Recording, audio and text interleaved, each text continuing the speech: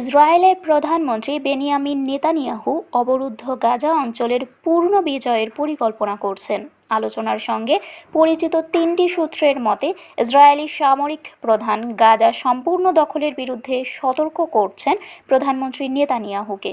মঙ্গলবার সন্ধ্যায় শীর্ষ কর্মকর্তাদের সঙ্গে এক বৈঠকে ইসরায়েল প্রতিরক্ষা বাহিনীর chief of staff lieutenant general Eyal Zamir সতর্ক করেছেন যে গাজা সম্পূর্ণরূপে জয় করলে সেনাবাহিনী ছিটমহলের মধ্যে আটকা পড়বে এবং অবশিষ্ট জিম্মিদের ঝুঁকির মধ্যে ফেলবে, সূত্রগুলো জানিয়েছে।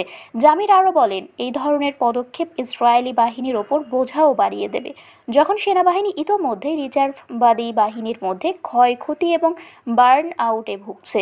দুটি সূত্রের মতে, জামিরের পরিকল্পনায় গাজা শহর এবং অন্যান্য এলাকাগুলোকে ঘিরে ফেলার কথা বলা হয়েছিল, যেখানে জিম্মিদের আটকে রাখা যেতে পারে। তখন নেতানিয়াহু অঞ্চলের কেন্দ্রস্থলে আরও অনুপ্রবেশকারী অভিযানের জন্য চাপ দিচ্ছিলেন। নেতানিয়াহু বৃহস্পতিবার মন্ত্রিসভার নিরাপত্তা বৈঠকে পুরো উপত্যকা জয় সমর্থন করার আহ্বান জানাবেন। সিএনএন পূর্বে রিপোর্ট করেছে, এটি এমন এক সময়ে ইসরায়েলি অভিযানের একটি বড় বৃদ্ধির লক্ষণ হতে পারে যখন সরকার যুদ্ধবিরতির জন্য আন্তর্জাতিক চাপের মধ্যে রয়েছে। সর্বশেষ মতবিরোধটি ইসরায়েলের সামরিক নেতৃত্ব এবং তার রাজনৈতিক মহলের মধ্যে ক্রমবর্ধমান বিরোধকে তুলে ধরে। ইসরায়েলের সামরিক বাহিনী যুদ্ধ শেষ করার জন্য কূটনীতি অনুসরণ করার পরামর্শ দিয়েছে। অন্যদিকে নেতানিয়াহু এবং তার সরকার সর্বোচ্চ যুদ্ধ লক্ষ্যের জন্য জোর দিয়েছে। ইসরায়েলি সেনাবাহিনী জানিয়েছে, প্রায় 2 বছরের যুদ্ধের পর তারা ইতোমধ্যে গাজার প্রায় 75% নিয়ন্ত্রণ করছে, যার ফলে বেশিরভাগ অঞ্চল ধ্বংসস্তূপে পরিণত হয়েছে এবং মানবিক সংকটের সৃষ্টি হয়েছে।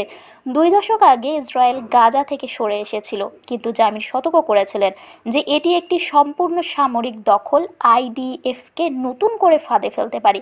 জামিরের এই সতর্কবাণী আবারও নতুন সামরিক প্রধানকে ইসরায়েল সরকারের অতি ডানপন্থী দলগুলোর সঙ্গে বিরোধে ফেলেছে, যারা বারবার হামাসকে ধ্বংস করার জন্য গাজায় ইসরায়েলের বোমা বর্ষণ এবং অবরোধের বিস্তারের আহ্বান জানিয়েছে, যা প্রায় 2 বছর ধরে লড়াই করার পরেও ইসরায়েল করতে পারেনি।